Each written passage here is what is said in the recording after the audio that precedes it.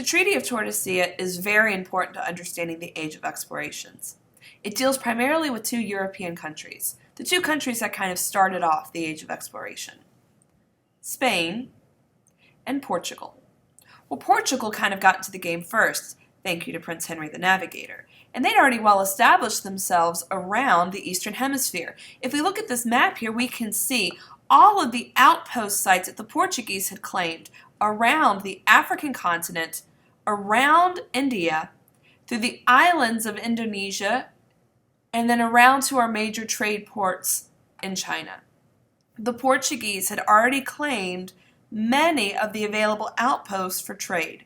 The Portuguese were winning in the Age of Exploration. Of course, the Spanish were looking for a different way to get to China. They were looking for a way to get to China without going through these Portuguese posts, and hopefully faster. And that's why King Ferdinand and Queen Isabella hired a guy by the name of Christopher Columbus to try a whole new way to get there. He was going to sail west. What they didn't realize is that what he would discover would change the game. Because instead of finding the Eastern Hemisphere, and instead of finding East Asia, he found a whole new set of continents, full with raw materials, gold and silver, and lots of things to gain wealth under this concept of mercantilism and capitalism.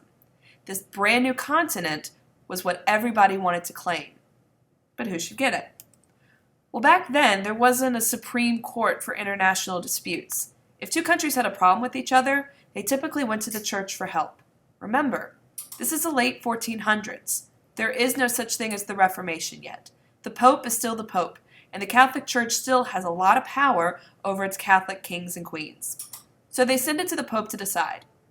Now, you also have to remember, this is right at the age of the Reconquista for Spain. King Ferdinand and Queen Isabella have just successfully removed all non-Christians from the Iberian Peninsula.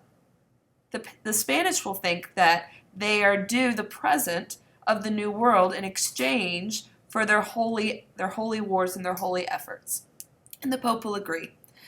So the original papal decision will draw a line through the Atlantic Ocean, claiming that everything west will go to Spanish control, and anything to the east is left to Portuguese control, since the Portuguese pretty much have already claimed everything on that side anyway. Well, the Portuguese don't like this because it completely cuts them out of the opportunity. They also will claim that because of the way the trade winds work in the ocean, that it's impossible for them to not cross that line, to make it around the African coast.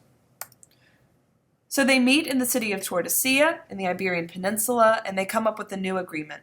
They move the line of demarcation farther west, and anything west of this line is open for Spanish control, colonization, and exploration.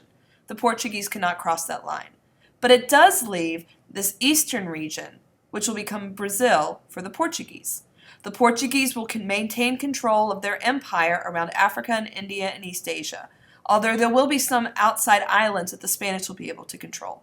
And that is the Treaty of Tordesillas.